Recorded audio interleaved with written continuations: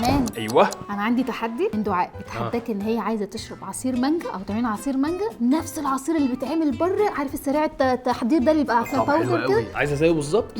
بالظبط. طب ورقه واكتبي ورايا يا ست الكل. اول حاجه هتحتاجيها عندك شويه نشا وسكر. عندي موجودين. سهل جدا.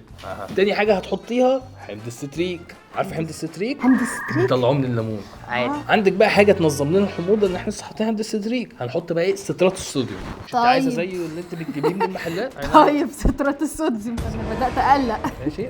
اهم بقى ماده عندك فوسفات ثلاثي الكالسيوم، عشان ده يمنع التكتل. فوسفات ايه؟ ثلاثي الكالسيوم. ثلاثي الكالسيوم مش واحد بس. ده عشان يمنع التكتل. احنا مش هنقف بقى حد هنا. هنزيد بقى ايه؟ شويه سكر جلوكوز. الكلام ده بقى عايزين له بقى الطعم مكسبات الطعم بقى. انا ما اعرفش اصلا انت حطيت ايه بس يلا. فاحنا بقى هنحط بقى ايه؟ ثاني اكسيد التيتانيوم. تيتانيوم وتترازين. ترابزين. لا تترازين. في بقى ايه؟ في ماده كمان بتبقى معاها اسمها غروب الشمس، اصفر غروب الشمس، عشان يديني اللون. دي ماده ولا اسم فيلم؟ جيب بقى طعم المانجا نفسه بقى. الحمد لله. الحمد لله. تمام. بس لونه مش اصفر بقى، لونه ابيض عادي. يعني انا ما بقتش مستغربه اي حاجه من ساعه ما بدات. وهنحط بقى شويه فينايل انالين. ايه ده بيعمل ايه؟ انا مش عارف الصراحه، ما كاتبينها على العلم. انت خدت اللي مكتوب وجبته؟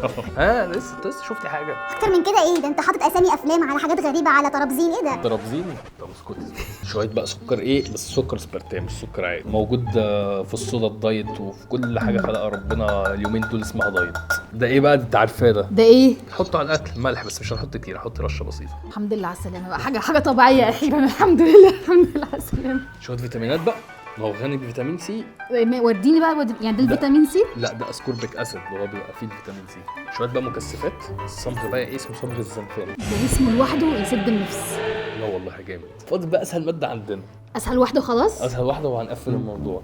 كربوكسي ميثايل سيلولوز صوديوم. طب انا مش هقول لك تعيد الاسم تاني. تمام. حط بقى شويه ميه على الكلام ده كله. هينفجر ولا ايه ده؟ ثانية لسه هقلب لك. احنا بنعمل كده بنشرب العصير المانجا السريع اللي تحت ده؟ بس ده احنا حاطين المواد زي ما هم قايلينها كده. او ماي جود. اشربي. لا اشربي. اي باس. طيب عندك قلب؟ لا طبعا. صح؟ الاسامي نفسها تخض.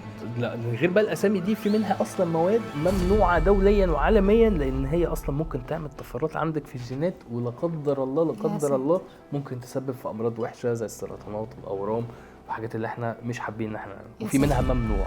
على فكره يا جماعه المواد دي احنا مش مخترعينها، المواد دي مكتوبه على الليبل، هم حاطينها كده بنفسهم وقايلين ان ده بيتكون من كذا وكذا وكذا وكذا. ففي مكونات زي غروب الشمس وترابزين اللي انت بتقول عليه ده يعني ممنوع. مش امتع من العلوم؟ شرع علوم.